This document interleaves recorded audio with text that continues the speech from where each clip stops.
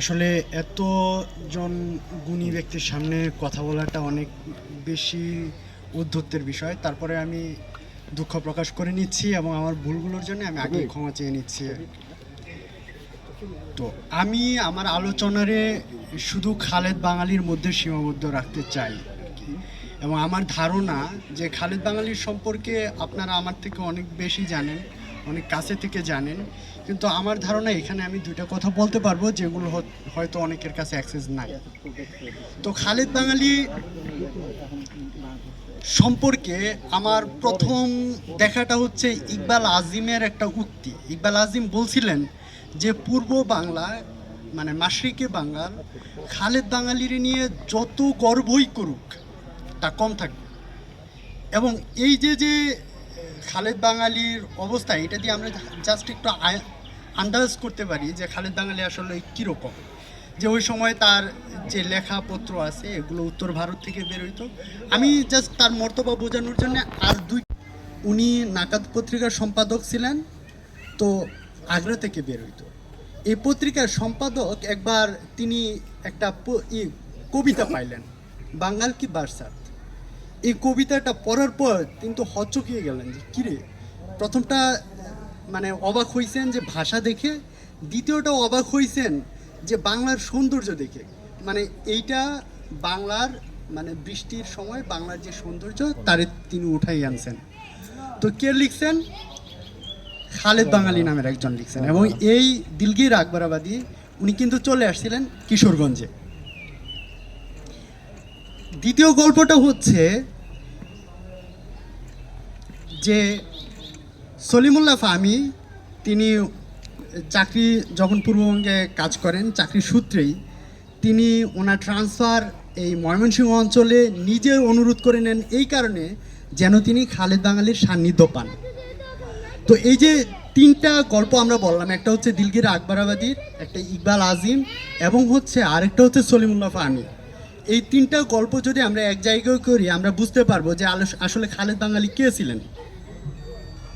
তো দুর্ভাগ্যজনকভাবে খালেদ বাঙালির কোনো রেফারেন্স আমাদের কাছে নাই, কিন্তু তারপরেও আমরা যেইটা সামনে আনতে পারি তা হচ্ছে এখন পর্যন্ত আমাদের কালেকশানে আছে যা তা প্রায় তার 30টা থেকে 35টার মতো কবিতা আমি নিজে উদ্যোগে জড়ো করছি, প্রায় 5টা থেকে 6টার মতো গদ্য আমি জড়ো করছি, এবং তার সম্পাদিত একটা পত্রিকা। শুধু এইটা মনে রাখা দরকার যে তিনি যখন লেখালেখি করছেন মানে তার জন্ম হচ্ছে 1891 সালে 25শে ফেব্রুয়ারি, যদি আমরা হিসেব করি খ্রিস্টাব্দ বের করি, আর ওনার ইন্তেকাল হয়েছেন 1944 সালে। তো যদি আমরা এই সময়টা হিসাব করি যে এই সময়ে একজন ব্যক্তি পূর্ববঙ্গে উর্দু সাহিত্যের চর্চা করতেছেন, শুধু উর্দু সাহিত্য না, এবং তিনি যে সাহিত্য চর্চাগুলো করতেছেন এই তার কবিতা তার গদ্যগুলো প্রকাশিত হচ্ছে লখনৌ থেকে, দিল্লি থেকে এবং হায়দ্রাবাদ থেকে। এখন যদি আমরা খালেদ বাঙালির বিচার বিশ্লেষণ করতে যাই তার সাহিত্যিক মর্যাদা, তখন আমরা দেখব যে এই সময় বাংলা ভাষায় জসিমউদ্দিন বা কাজী নজরুল ইসলাম তারা খুবই অ্যাক্টিভ আছেন। তো ঠিক একই সময়ে উর্দু সাহিত্যে বাংলাদেশ মানে এই ময়মনসিংহ অঞ্চলের যে একটা বিশাল অবদান, এইটার একটা বড় প্রতিনিধিত্ব করতেছেন আমাদের সামনে খালেদ বাঙালি। তো খালেদ বাঙালির যে কবিতা তার বেড়ে ওঠা সম্পর্কে আপনারা সবাই জানেন, সুতরাং আমি তার জীবনের দিকে বেশি ফোকাস করব না, কারণ যেহেতু তার লেখালেখিগুলোই আমি আবিষ্কার করছি, আমি তার লেখালেখি সম্পর্কে একটা আইডিয়া দিতে চাই আর কি। তার কবিতা হচ্ছে সবচেয়ে বিখ্যাত যে কবিতা, এটা হচ্ছে আয় গুলজামিনে ঢাকা।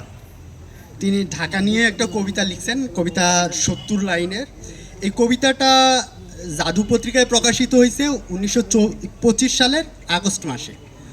তো আমি আপনাদের একটা প্রশ্ন ছুড়ে দিতে চাই, ঢাকা নিয়ে বাংলা সাহিত্যে প্রথম কখন কবিতা লেখা হয়েছে? তো বাংলা সাহিত্যে ঢাকার উপস্থিতি কখন? আমরা চিরকুটে যারা আধুনিক সময়ে চিরকুটের গানের কথা জানি বা শামসুর রহমানের কবিতা আছে, ঢাকার উল্লেখ আছে, কিন্তু উর্দু সাহিত্যে ঢাকারে হাজির করা হয়েছে আমরা পত্রিকায় দেখতেছি 1925, সম্ভবত লেখাটা তার আগে হয়েছে।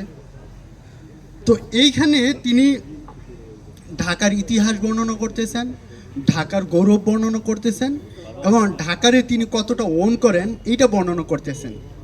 এবং আমরা এই ঢাকা কবিতারে আমরা সমকালীন না, আমরা বলতে পারি ওয়েস্টের যে রোমান্টিক কবি যারা ছিলেন, ওয়ার্ডসওয়ার্থ, কোলরিজ, তাদের সাথে তুলনা করতে পারি। এবং এইখানে আরও একটা কবিতা যেটা আমরা বলতেছিলাম যে বাঙ্গাল কি বারসাত, যা শুধু বারসাত নামেও পরিচিত।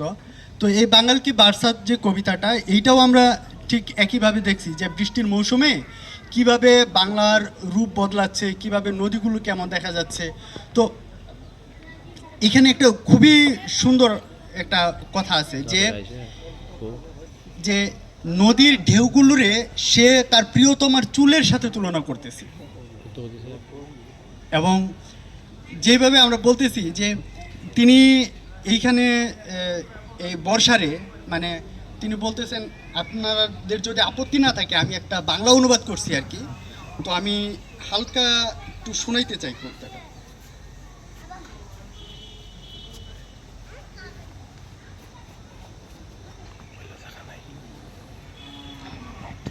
আমি বাংলার বর্ষা কবিতাটা বলতেছি। বাংলার ভূমি জুড়ে মেখে রাখা অসীম আবেগ, যেন বা লুকিয়ে তাতে বিচিত্র ও মায়াবী জগৎ। অদূরে মেঘের নিচে হাসে ঘোর কালোরাত্রি এক, ভীত বসে মুখোমুখি বর্ষা ও আমি যুগপথ। আকাশে মেঘের খেলা, অন্যদিকে মন উচাটন, শীতল হাওয়ার সাথে বারে বোধ সঙ্গহীনতার। কফোটা বৃষ্টির ঘ্রাণ ঘিরে রাখে নেশার মতন, প্রতিটি পানির কণা শরাবের ফোয়ারা আমার। বিদ্যুৎ চমক আসে, চোখে লাগে আলোর আবেশ, মেঘ ডাকে, তার সঙ্গে ডাকে বৃষ্টি রিমঝিম স্বরে। যতদূর দৃষ্টি যায় ঢেকে থাকে মেঘ অনিঃশেষ, পিপাসার্থ চাতকের আর্তনাদ শোনা যায় দূরে। তো এইভাবেই তিনি আগাই গেছেন যে বর্ষার একটা কিন্তু আমাদের ক্রিটিকটা হচ্ছে মূলত দ্বিতীয় পত্রিকায় আখতার। যদিও আখতার পত্রিকার মধ্যে কোনো ডেট নাই, কিন্তু আমরা আন্দাজ করতে পারি নাকাত পত্রিকায় 1919 সালে একটা বিজ্ঞপ্তি আছে যে খুব শীঘ্রই পূর্ববঙ্গের বলাই থেকে একটা পত্রিকা বের হচ্ছে। তো এটার মূল্য হচ্ছে 4 রুপি এবং এটা একটা মাসিক পত্রিকা, সম্পাদনা করবে খালেদ। এবং খালেদ বাঙালি যখন এই আখতার পত্রিকা বের করতেছে ইনি বলতেছেন আমরা আখতার বের করতে পারি না, এর জন্য আমরা দুঃখ প্রকাশ করছি। যদি আমরা 19 সালে বিজ্ঞপ্তি দেখি, তারপর আমরা 2 বছর গ্যাপ দিয়েও যদি ধরি, তাহলে হয়তো আখতার পত্রিকা 22-এ বের হয়েছিল। যদি 22-এ বের হয়, 23-এ বের হয়েছে জাদু বের করছে ঢাকার নবাব পরিবাররা, ঢাকা থেকে বের করছেন। এবং এটা হাকিম হাবিবুর রহমান, খাজা মোহাম্মদ আদেলের সম্পাদনায় খাজা মোয়াজ্জেম এটা পৃষ্ঠপোষক ছিলেন এবং এটা 2.5 বছর স্থায়ী ছিল আর কি। জি, আমার এখন পর্যন্ত অনুমান, যদি পরবর্তীতে চেঞ্জ না হয়, যে আখতার দ্বিতীয় পত্রিকা, জাদুর আগের পত্রিকা। তো তো আমরা আখতারের কন্টেন্টগুলো দেখবো। আখতারের বিষয়ে ভেতরে যে লেখাগুলো আছে এগুলো হচ্ছে উত্তর ভারতের সবচেয়ে প্রতিষ্ঠিত যে লেখা, যা ওই সময়কার দাপুটে যে কবি, সাহিত্যিক এবং এই প্রবন্ধকার, দার্শনিকরা ছিলেন তারা লিখছেন। তাদের মধ্যে আমরা একটু সূচিগুলো পড়ব। একটা হচ্ছে সাহিলে ইয়ামেন নামে একটা প্রবন্ধ লিখছেন সাইফি বাঙালি, কায়নাতে দিমাগ, এটা মনোবিজ্ঞানের উপর লেখা, এটা লিখছেন সুলতান আহমদ খান। একটা রুবায়াত লিখছেন খালেদ বাঙালি। ইলহাম নামে একটা কবিতা লিখছেন নাতিক লখনবী নামে। নাতিকরে আমরা চিনি, চট্টগ্রামে তার কবর আছে। তো আফকারে মায়েল এলাহাবাদীর একটা আছে, কবিতা আছে রুশাতে আজিজ, এটা মির্জা মোহাম্মদ হাদি রসোয়ার একটা লেখা। হিয়ালে ইয়ার দিলগার আকবরাবাদীর লেখা। নিয়াজ ফতেহপুরীর একটা কবিতা আছে রেজা আলী ওয়াহসাদ, ওই সময়ের দাপটি কবি, যিনি ওয়াহসাদ কলকাতাবি নামে পরিচিত হইলেও থাকতেন ঢাকায় আর কি একটা লম্বা সময়। এছাড়া আছে আব্দুল গফুর বিসমিলের গদ্য। ছোট গল্প আছে কমর ফতেহপুরীর। একটা চিঠি বিভাগ আছে যেখানে মানুষজন চিঠি দিত। আর তারপরে সমকালীন কিছু রিভিউ প্রকাশ করতেন, এটা খালেদ বাঙালি আলিগড় মান্থলির 2টা সংখ্যার রিভিউ লিখছিলেন। আর হচ্ছে জজবাতে হাজিরা নামে খালেদ বাঙালি একটা কবিতা লিখছেন। আর হচ্ছে নিগার পত্রিকার তিনি বিজ্ঞাপন, মানে এই আখতার সংখ্যাটা আমরা ম্যানেজ করছি কোনোভাবে, আমাদের হাতে আছে। এর বাইরে গিয়ে খালেদ বাঙালি একটা সাহিত্য সংগঠন প্রতিষ্ঠা করছিলেন, এটা বাজনে আদাবে বৌলাই। যে বৌলাই সাহিত্য পরিষদ নামে। তো এই যে আপনাদের সামনে আমি খালেদ বাঙালির এত এত কিছু বর্ণনা করলাম, বা এটার আমরা যদি চেষ্টা করি শীঘ্রই হয়তো বের হবে। তো এখন খালেদ বাঙালি সম্পর্কে আমি একটা ছোট ইন্ট্রোডাকশন দিয়ে যাচ্ছি আর কি, যেমনটা আমি আসলে স্কিপ করে গেছিলাম, আমার মনে হচ্ছিল যে আপনারা সবাই খালেদ বাঙালি সম্পর্কে জানেন। খালেদ বাঙালি হচ্ছে মাহমুদুর রব খালেদ, যিনি খালেদ বাঙালি নামেই সাহিত্য মহলে, উর্দু সাহিত্য মহলে পরিচিত।